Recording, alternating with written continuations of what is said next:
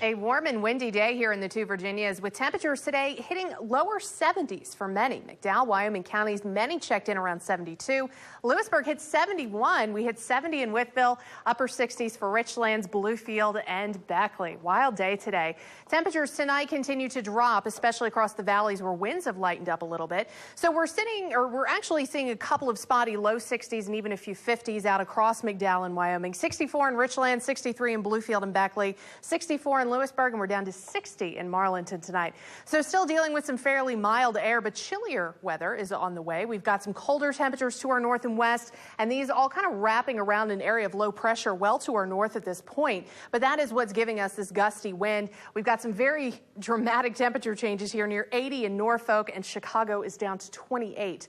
Now, temperatures aren't going to get extremely cold, but we should get close to freezing for many tonight, at least dropping back to the 30s. You can see where most of the wet weather is with this system up around the low pressure center, now moving just north of the Great Lakes. For us, seeing some clearing skies and some dry weather at the moment. Cold front through the area now. We've got winds out of the west that will continue to kind of lighten up and die down as high pressure starts building in out of the south and west.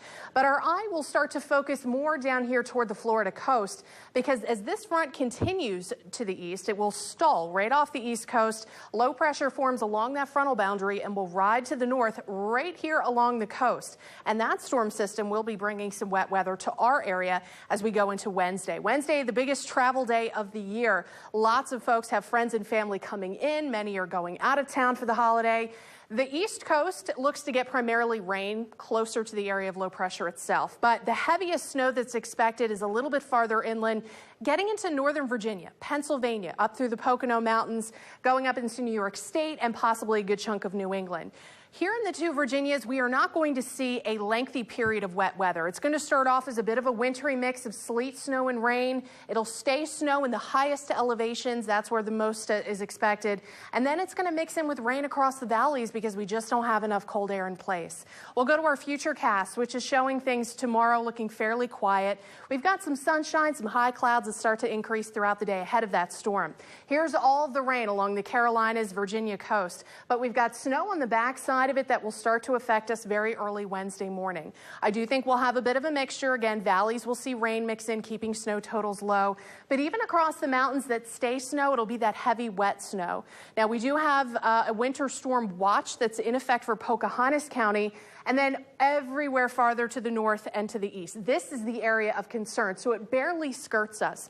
For the most part, this is not going to be a big system for us, but it will cause some travel issues. Snowfall potential. I think a lot of us could have 2 to 3 inches of heavy, wet snow. Mountains could see anywhere between about 3 and 6. Overnight tonight, dropping down to the 30s. Tomorrow's highs still not bad, topping off upper 40s. We do have another little clipper that comes through on Thursday. So for Thanksgiving, scattered snow showers, but nothing big at this point for us. All right, Jana, thank you very much.